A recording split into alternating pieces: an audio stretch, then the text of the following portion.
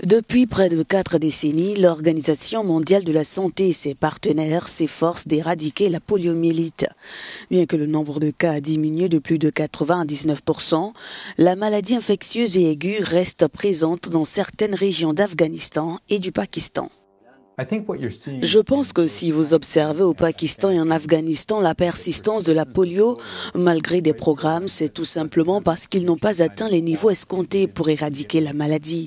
Les défis sont énormes, qu'il s'agisse de problèmes de sécurité, d'absence de soins de santé ou de services sociaux dans certaines communautés, ou du programme même de lutte contre la polio qui a connu des hauts et des bas et ne bénéficie pas nécessairement d'une gestion rigoureuse.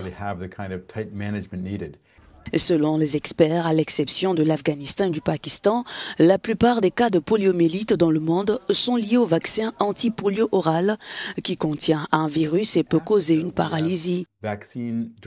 En Afrique, nous avons une polio dérivée d'une souche vaccinale qui est en fait de retour, ce que nous appelons la polio de type sauvage et qui provoque la même paralysie que les autres types de polio. La bonne nouvelle, c'est que nous disposons d'un vaccin plus sûr. Celui-ci est actuellement déployé dans toute l'Afrique et présente moins de risques d'entraîner ces cas.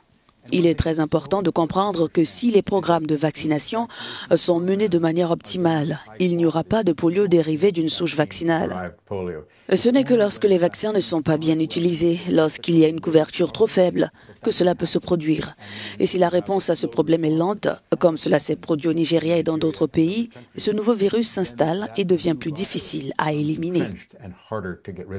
La plupart des experts s'accordent à dire que le vaccin anti-polio oral devrait être retiré du marché dès que possible.